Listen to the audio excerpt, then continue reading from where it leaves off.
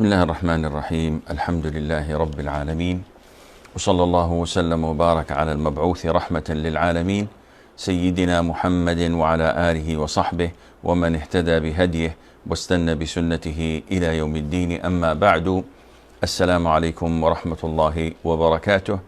And we begin today's class by discussing some of the duties of Hajj. Now you remember that a lot of rituals such as salat, fasting, etc., such rituals are considered to be forms of worship. Not all forms of worship constitute of pillars and mandatory acts and sunnah, but those rituals that are like salat, fasting, that are related to fiqh are usually made of these things. So scholars have gathered these rulings about them so that it would make it easy for the student of knowledge to learn and master how these things work. So when we talk about pillars of salat, once you know that this is a pillar, if you do not say Allahu Akbar in the first takbir for prayer, takbiratul ihram, the inaugurational takbir, this means that your prayer is invalid. In fasting, if you do not refrain from eating and drinking, etc., then a pillar of your fasting is gone, then your fasting is invalid. In Hajj, if you do not attend Arafat and you do not go to Arafat during the time and the day of Arafat and the night of Arafat, the night of Eid that is, that follows it, then your Hajj is invalid. So there are pillars, and we spoke about the pillars last time. Today we're going to speak about the duties, al-wajibat. And to most of you, I believe that this can sound a bit ambiguous, and maybe you would process 70% of what you hear, especially for those who did not go for Hajj. Those who went for Hajj understand 100% what I'm talking about. But those who did not, maybe it would be difficult for them to imagine what I'm talking about. But hopefully, after we finish this, inshallah, and we go into the description of Hajj, we will try our level best to connect the dots so that you would have a full picture of how Hajj is performed, insha'Allah Azza wa Jal. So what are the duties? Here we have 7 points listed. Number 1, entering into the state of consecration, and that is ihram, at the designated point, which is miqat, on one's route. Okay, what is this, Sheikh? Because this sounds a bit gibberish. Well, miqat is singular, mawaqit is plural, and the word miqat comes from or stemmed from the word waqt, which is time. However, mawaqit is either time bound or location bound. So what do you mean by that? Hajj cannot be performed except on specific dates in the Hijri calendar. I cannot come, today is the 2nd day of Sha'ban, I cannot just say, okay, I'm going for Hajj, see you guys, wear my ihram and go to Mecca. This is not possible. Because there are 3 months of Hajj: the month of Shawwal, the month of Dhul Qa'dah, and the month of Dhul Hijjah. The 10th, 11th, and the 12th month of the Hijri calendar. Now, having said that, the vast majority of acts happen in 3 to 4 days. And if you're following the Sunnah, happens in 5 days. And that is in the month of Dhul Hijjah. But these are the mawaqit. These are the designated times of Hajj. There are location-bound mawaqit, and these make like a ring round the holy shrines of Mecca, Mina, and Arafat.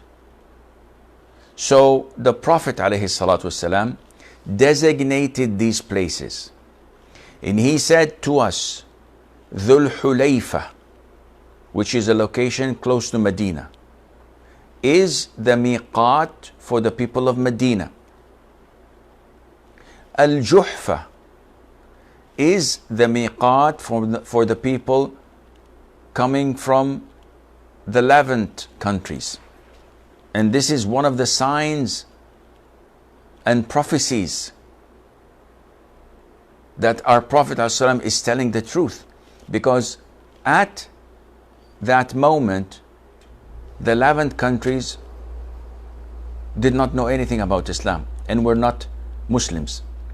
And likewise the Yemen, the Prophet says Yalamlam is for the people of Yemen. And he gave us these mawaqit so that anyone coming to Mecca for Hajj or Umrah, and he passes by these locations or but by what's adjacent to it, he must perform his ihram. He must enter into the state of consecration, where he takes off all of his clothes and wear the 2 garments of ihram, as we will come and discuss this inshallah in details.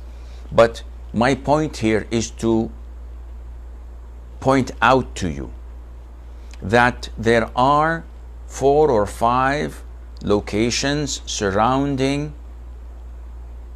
the shrine of Mecca.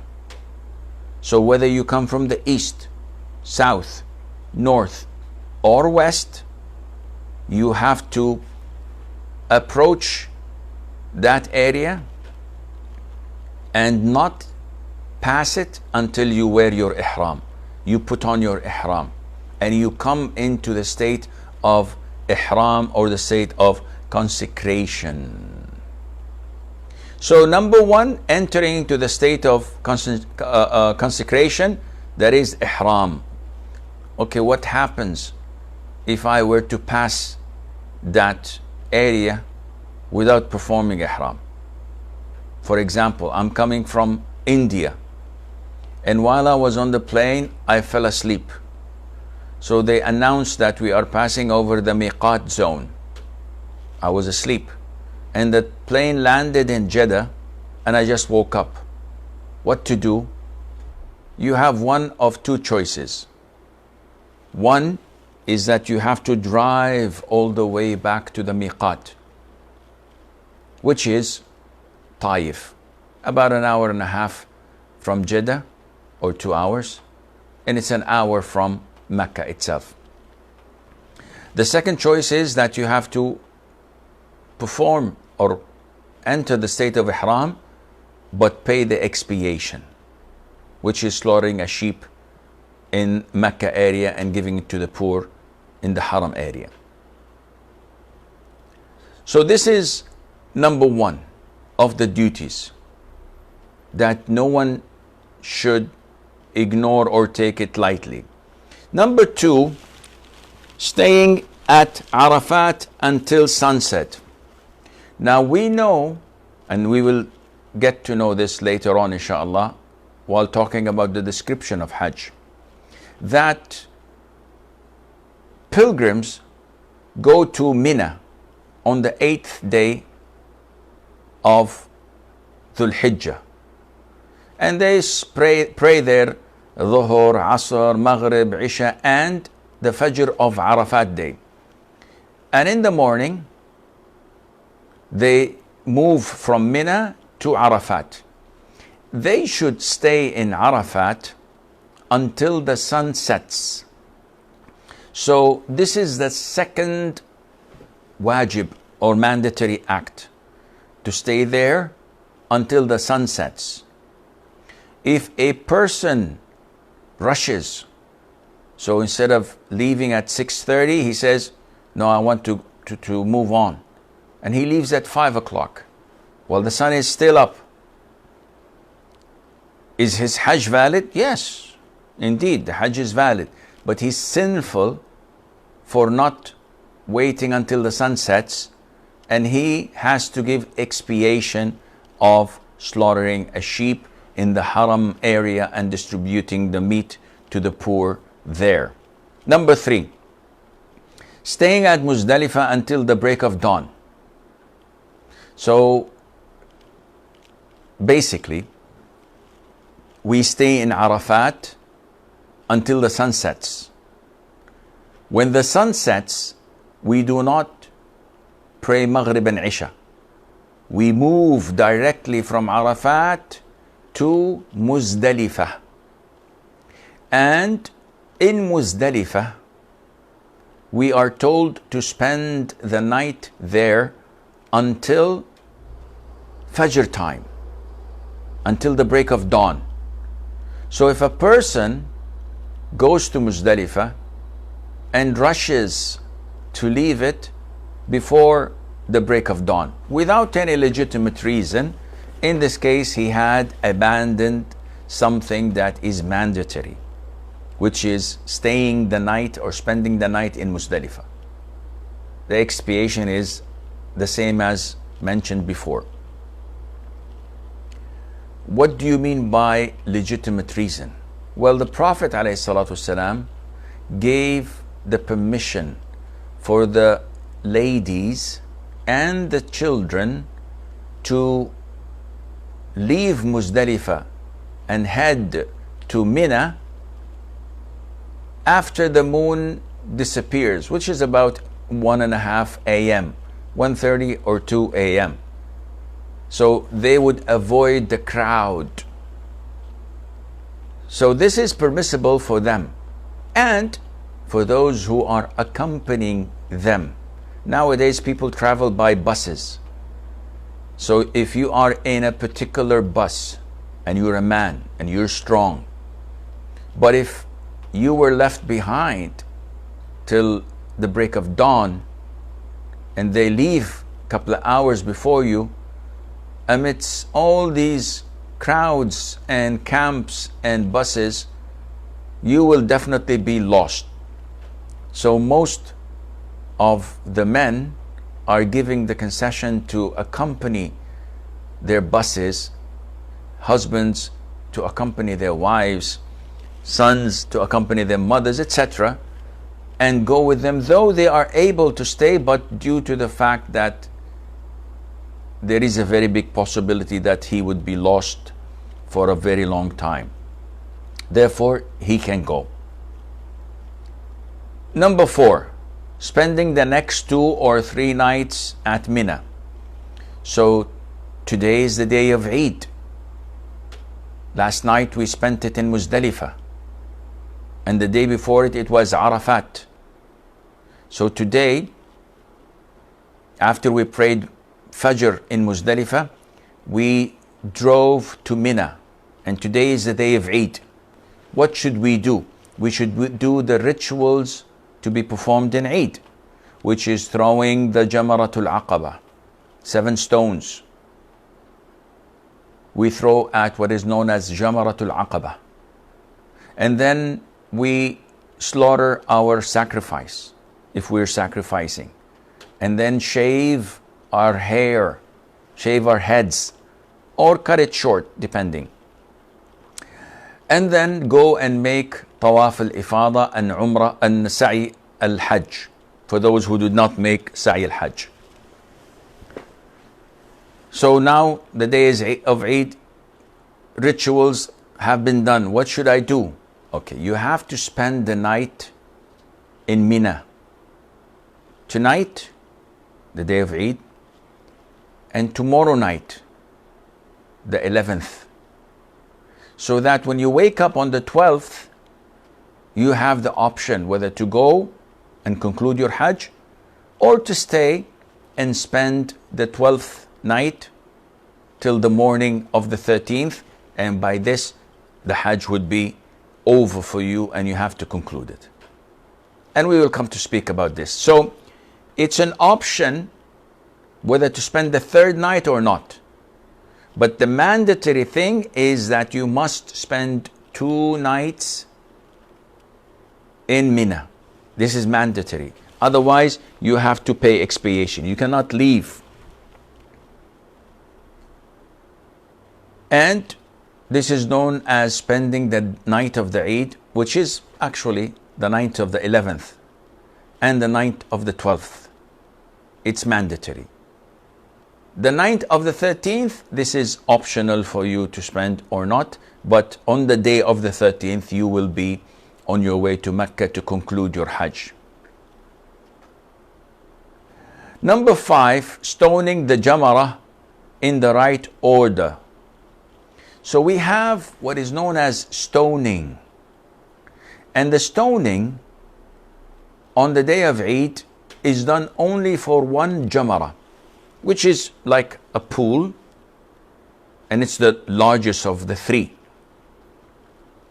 On the second day, which is the 11th day of Dhul Hijjah, after the Adhan of Dhuhr, I have to throw the small Jamarah, 7 pebbles, stones. Then the middle one with 7, then the big one or Jamarat al-Aqaba with 7. That's it. This is all what I do. Now, the order is essential. It has to be the small, the medium, and the large. If I reverse it, this doesn't work. And it has to be with 7 pebbles, as the Prophet had done, alayhi salatu wassalam. If someone mixed them up, in this case, he had abandoned something that is mandatory, and he has to pay for that. Number 6, shaving one's head for men. And the shaving is to exit the state of ihram. Remember, when I reached the miqat, I took off my clothes, had a ghusl, a bath, then wore my 2 garments. I entered the state of ihram. Now, in order to exit the state of ihram, I have to shave my head, but this shaving should be after I have stoned Jamarat al-Aqaba. Once I've stoned Jamarat al-Aqaba, I shave my head, and then I can take a bath, wear new clothes, put perfume, do everything that was restricted upon me when I assumed the state of ihram.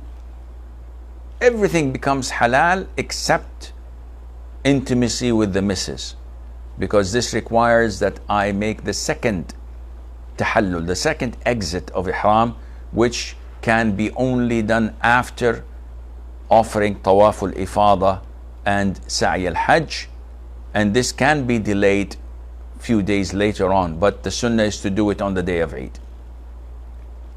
Number 7, the Tawaf of the farewell at the end, except for women who are in their period or having postnatal bleeding. So let us go from the beginning. 8th of the Hijjah, we went to Mina, spent the day there, praying Dhuhr 2 rak'ahs, Maghrib 3, Isha 2 rak'ahs, Fajr 2 rak'ahs. So I shorten but do not combine. On the 9th morning after Fajr, we go to Arafat. This is the 9th. We spend the day there until the sun sets. We pray Dhuhr and Asr combined at the time of Dhuhr, 1 o'clock. 2 rak'ahs, salam, then iqamah, 2 rak'ahs, salam, and we've done our Dhuhr and Asr. After sunset, we move to Muzdalifah. Once we reach there, 9 o'clock, 8, 10 o'clock p.m., we pray Maghrib and Isha combined with Isha prayed 2 rak'ahs. We spend the night there making dhikr, sleeping, resting, because tomorrow we have a lot of things to do. After Fajr Adhan, we pray Fajr and we remain in Muzdalifah near the Mash'ar al-Haram, remembering Allah Azza wa Jal, making dhikr until it's light, but the sun has not risen yet. And we move to Mina. Once we reach Mina on the day of Eid, we throw the pebbles, 7 stones at Jamarat al-Aqaba. We slaughter a sacrifice, we shave our heads, and we offer tawaf and sa'i al-Hajj. By this, my Hajj is complete, pillar-wise. I spend the night in Mina. This is the 10th.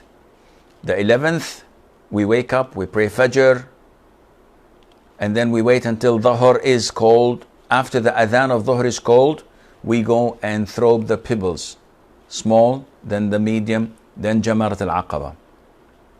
And then we retire to our tents and camps. We spend the day and the night there.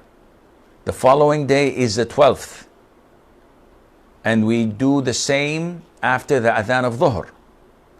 After we finish throwing the pebbles, we have the option to leave to Mecca and conclude our Hajj. Or to spend another day and do the same thing the following day, which is the 13th, and then conclude our Hajj by going to Mecca. Either one. So we went to Mecca.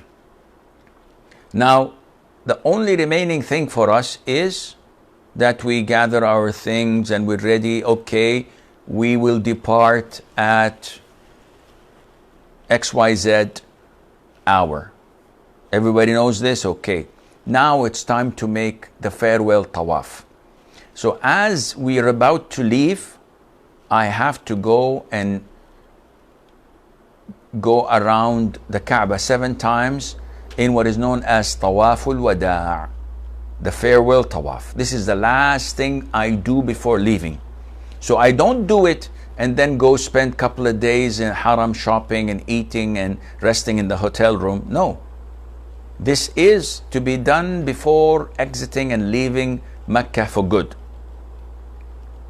So I do this tawaf and I leave. I do it wearing normal clothes. After I do it, there is nothing to cut, shorten your hair or shave. This is called farewell tawaf and it's mandatory. But if a woman is in her menses, she can't offer it. Well, does this mean that she has to stay until she's pure? No. It does not mean that. She can skip this tawaf because Safiyyah, the mother of the believers, may Allah be pleased with her, when she performed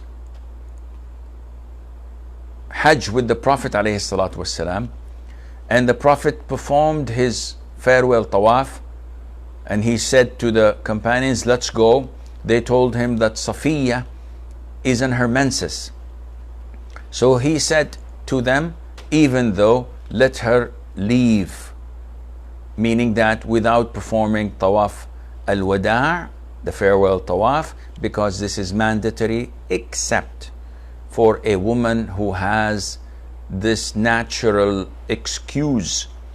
Otherwise she would have caused the whole a caravan, the whole of the Hajj expedition to delay their return to Medina, which is a lot of hardship upon them. So Allah Azza wa Jal exempted her from this mandatory tawaf. Now there are a number of recommended practices meaning that it is sunnah, it is recommended. But if you don't do it, there is nothing haram on you. Number one, taking a bath and wearing perfume for men, and putting 2 white ihram garments. So bathing for the ihram is a highly recommended sunnah, but it's not mandatory. So if I just simply put on my ihram and go to Mecca, no problem. My ihram is valid, my umrah is valid, my hajj is valid. But the doing of the Prophet ﷺ was to clean and to wash and to wear perfume before wearing the ihram. And this is to glorify the state of ihram and to give a high status to this ritual you're about to perform. Men are recommended to wear 2 white ihram garments. So a waist wrapper or an izar, something that covers them from the navel downwards, and another garment like a towel that covers the shoulders. Number 2, it is recommended to clip one's nails, remove the pubic and armpit hair, and to trim one's mustache. And this is not backed up by any authentic hadith. So why are we mentioning it? We are mentioning it because you remember that the jurors, the scholars who write in fiqh, they are copying and imitating their scholars and the scholars above them and the scholars above them, and then until they reach Abu Hanifa, Malik, Shafi'i, and Ahmad ibn Hanbal. But not necessarily all these views are based on Qur'an and Sunnah. Some of it is based on ijtihad. Some of it is based on istihsan. Some of it is based on pure logic. So if you ask yourself, removing the pubic and armpit hair, is it part of the Sunnah? Definitely. Clipping the nails, is it part of the Sunnah? Of course. Trimming the mustache as well. But these are things related to fitrah, as in the hadith, 10 characteristics of fitrah, hadith of Mother Aisha in Sahih Imam Muslim, and hadith of Anas. The Prophet has timed for us, alayhi salatu wasalam, 40 days, and not to exceed that, for clipping the nails, for removing the armpit and the pubic hair, etc. So these are all sunnahs. We have no dispute in that. The problem is this sunnah related to ihram or not? The answer is no. So why do jurors mention it? Jurors mention it because they believe that once you are in the state of ihram, you may require a week, maybe 2 weeks, maybe more, where you would be prohibited from clipping your nails, removing your armpit and pubic hair, and from trimming your mustache, which is right. So they say, in order to move forward and to reduce the harm as much as possible, this is recommended just before you enter the state of ihram. So yeah, it is recommended, but it is not from the sunnah of the Prophet ﷺ that we should say and relate it to ihram. This is something that is logical by the scholars, but it is not part of the sunnah. Number 3, performing the tawaf of arrival for those doing the pilgrimage in the ifrad or qirar methods. This means that 2 out of 3 of the rituals of Hajj, Qur'an and ifrad, when you come to Mecca on the 8th or on the 7th of the Hijjah, it is highly recommended sunnah for you to perform tawaf al-qudum, which is a sunnah. It's not mandatory. And after it, you perform sa'i al-hajj, which is a pillar, which is usually done on the 10th day onwards, not before. But there is an exception because the Prophet was in the state of Qiran and he offered it on the 8th day of Dhul Hijjah. Therefore, it is highly recommended sunnah to perform. But if you skip it, you said, nope, I'm not even interested in doing it. I'm going to do it on the 10th day of the Hajj, of the Hijjah with Tawaf al-Ifadah. Totally legit, and there's nothing wrong with that. Number 4, jogging in the first 3 rounds of Tawaf of arrival. This jogging is known as Raml. Raml. And it is to walk in short strides, steps, and in a fast fashion. The origin of it was that when the Prophet ﷺ came on Umratul Qada.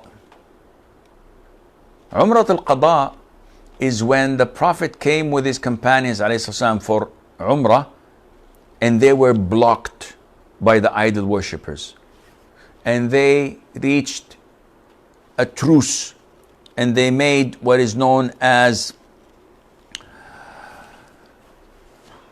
Sulh al-Hudaybiyah. They wrote a treaty that the Muslims go back this year and come back next year. So the Prophet agreed to that. To make a long story short, they went back, and then the following year they came in Ihram for Umrah. So the people of Mecca, as agreed, left their homes and went to the mountain tops and the hilltops, observing them, looking at them. Now you know that it's about 550 kilometers either walking or on camel's back. So it's a long journey that probably takes like 3 to 5 days. So when the companions reached Mecca, they were tired and weary. So the idol worshippers started mocking and joking. Look at them.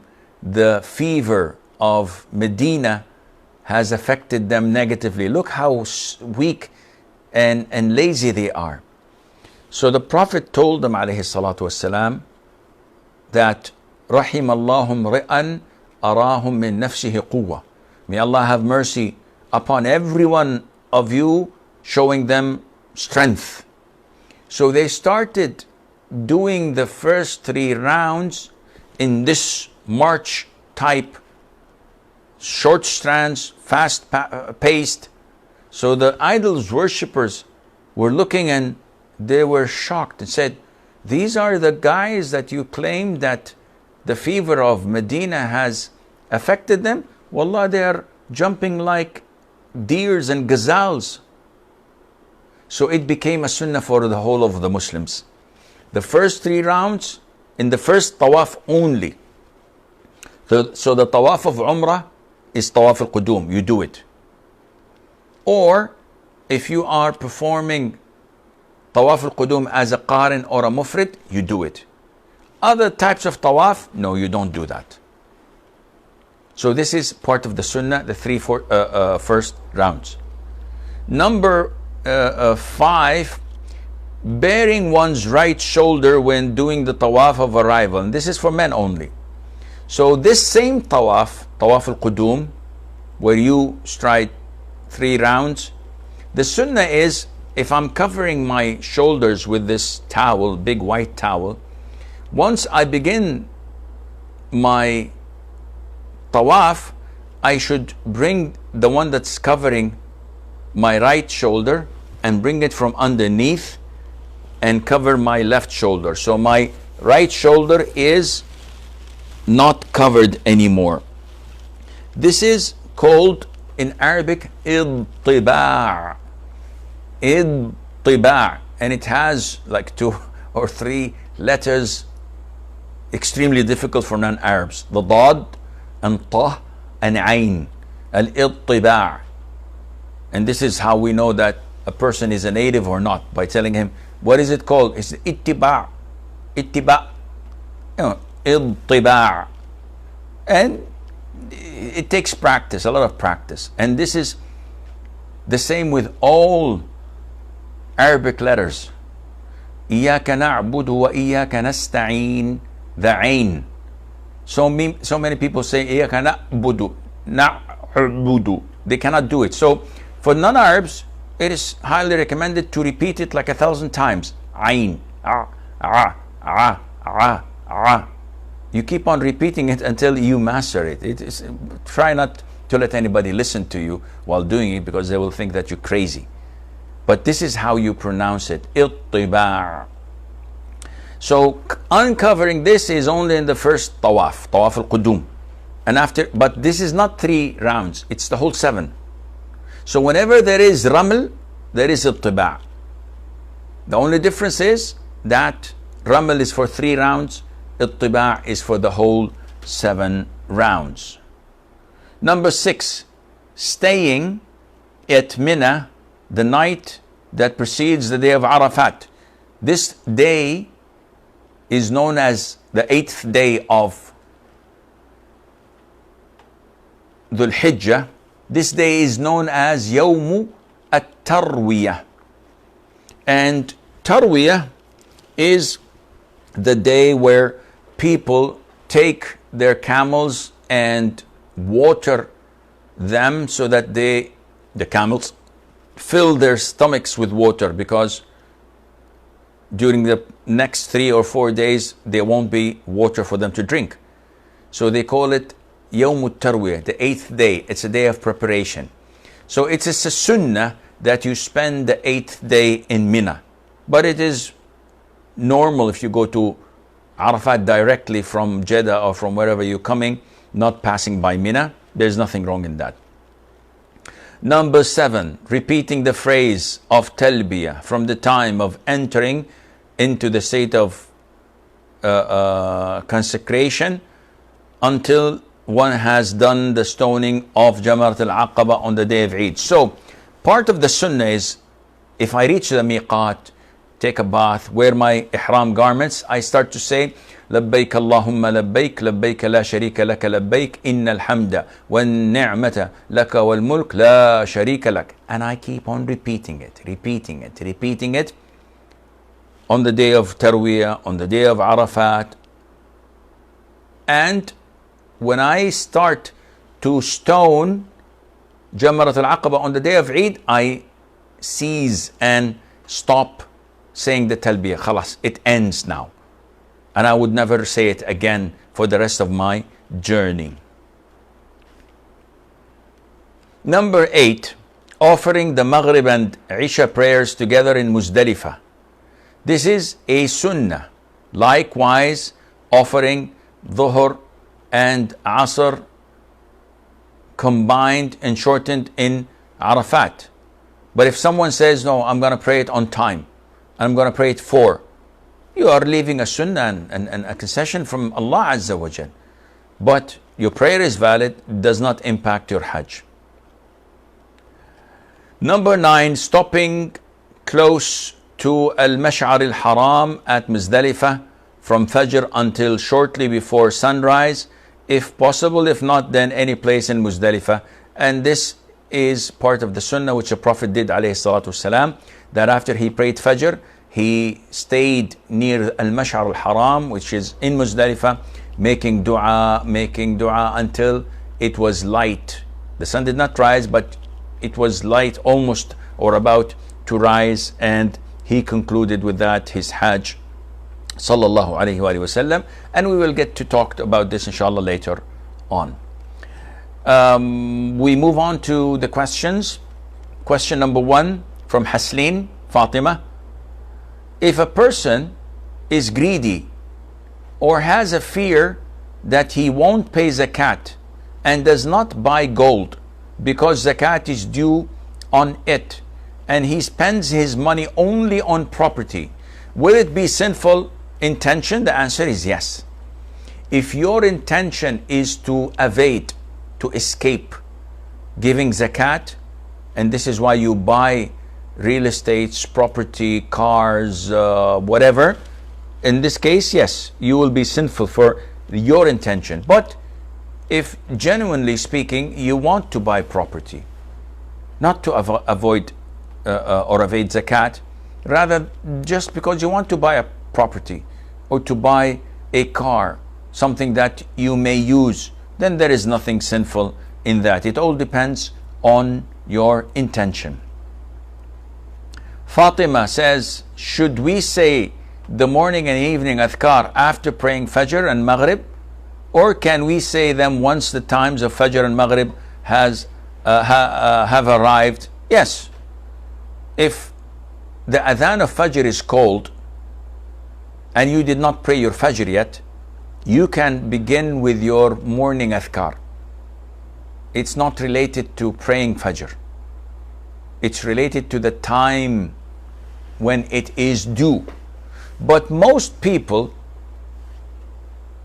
observe their morning adhkar after praying Fajr, so that the adhkar of the prayer is combined with the adhkar of the morning. So instead of reciting Qul Huwallahu Ahad 3 times for adhkar of the morning and Qul Huwallahu Ahad once for adhkar as-salat, they recite it 3 times, intending that it is sufficient for both adhkar as-salat and adhkar of the morning.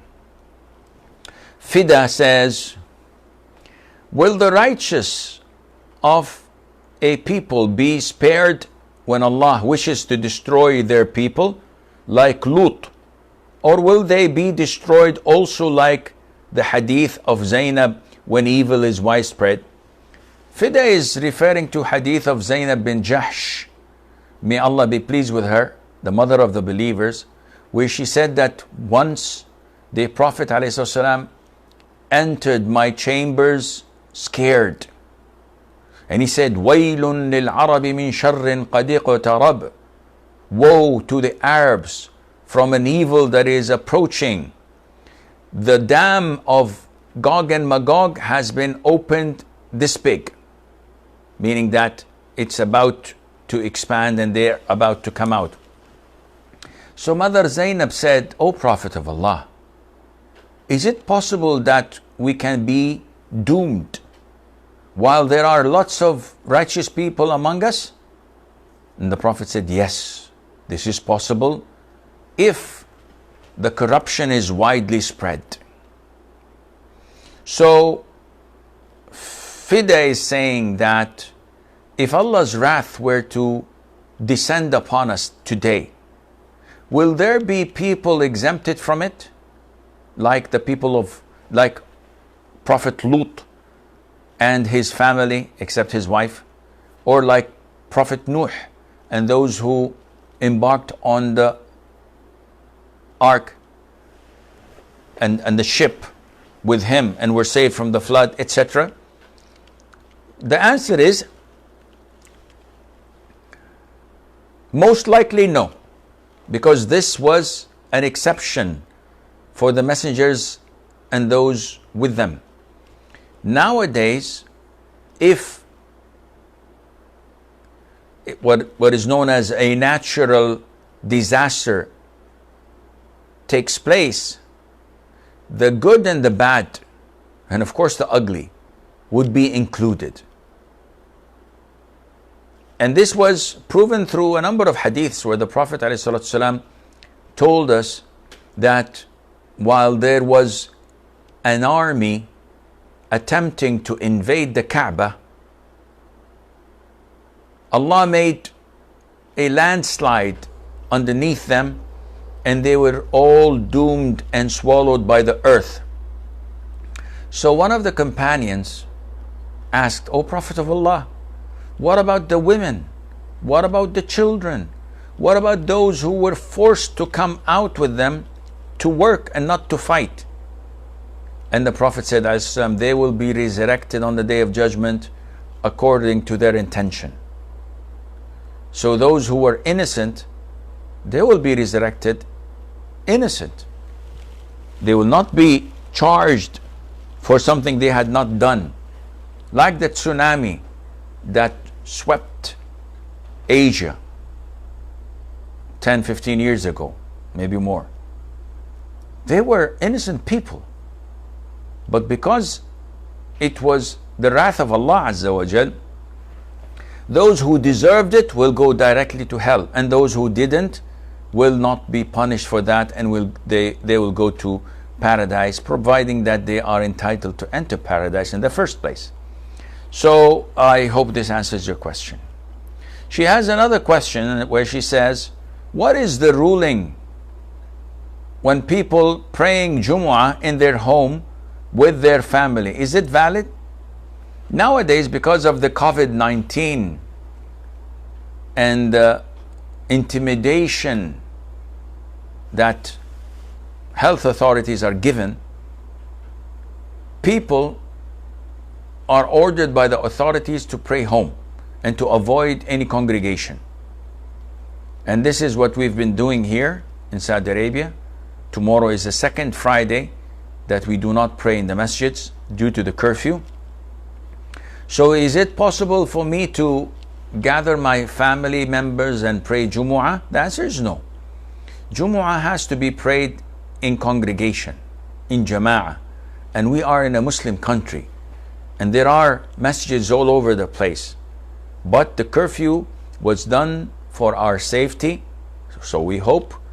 And it is not permissible to conduct Friday prayers without the approval of the Muslim authorized ruler, because he delegates those who are entitled or allowed to deliver such a Friday sermon, and they deputize him.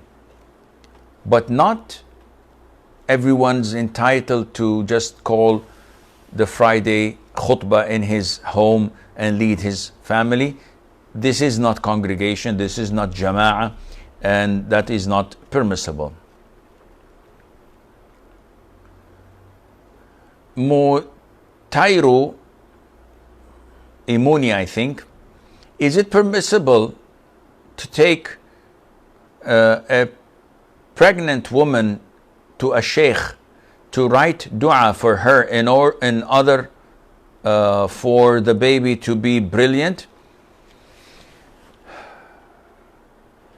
Such practice means that people believe in this sheikh, and they believe that he has special powers to give. So he can give the gift of being smart and brilliant to an unborn child.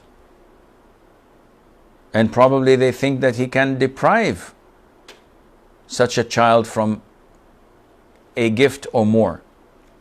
And this is shirk. To believe in such soothsayers, fortune tellers, imposters, all of these people, it is totally prohibited to go to, let alone believe in.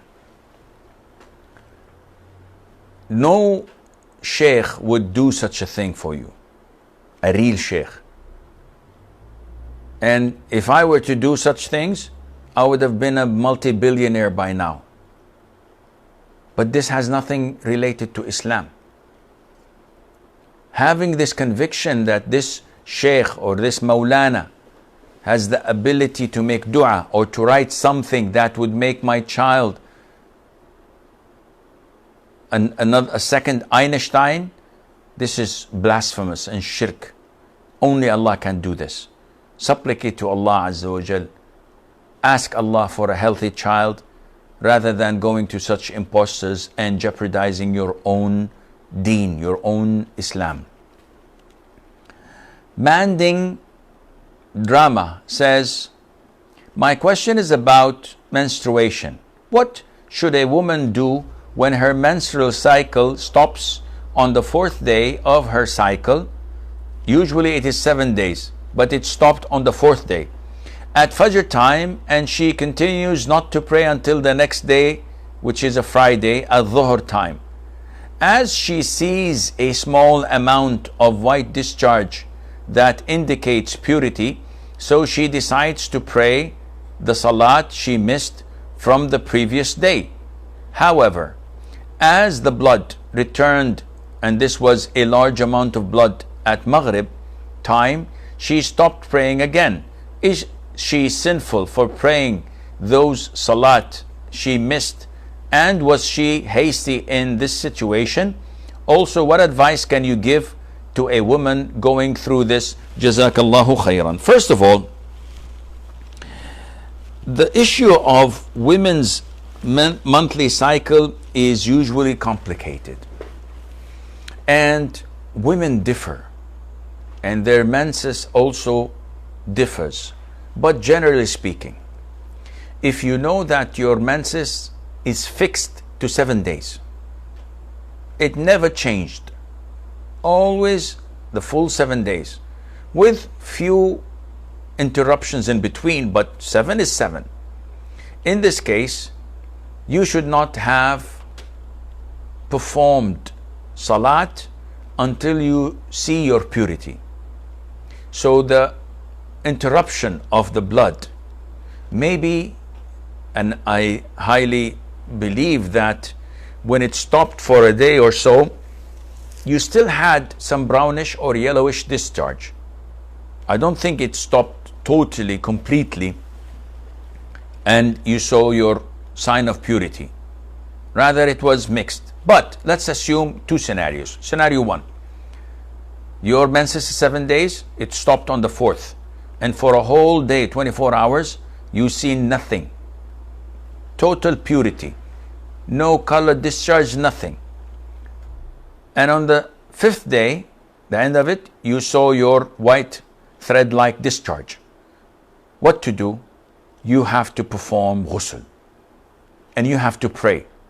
But you do not pray the days that were missed because you're still waiting for the white thread-like discharge. Once you get the menses in the flow of blood, again, you stop and you consider it to be menses. So this is what you're supposed to do. And what you have done is, inshallah, correct. You thought that you were clean and you prayed. You should not have prayed the missed day because you were not certain yet, and Allah Azza wa Jal knows best. Hashim says, please can you tell me if I can pray the 2 rak'ah Tahiyyatul Masjid as I am praying at home because the authority said so? Hashim, how can it be that you want to pray the salutation of the masjid when you're praying at home? This doesn't make any sense. Tahiyyatul Masjid was mentioned in the hadith of the Prophet ﷺ when he said, when any one of you enters a masjid, he must not sit down until he prays 2 rak'ahs. So yes, if you enter a masjid, pray these 2 rak'ahs. But if you're home, then definitely the answer is no, you do not pray these 2 rak'ahs because you did not enter a masjid. Habiba says, is it permissible for a woman to wear colored shoes providing it does not make a sound? It's not only the sound that counts, it's how it looks.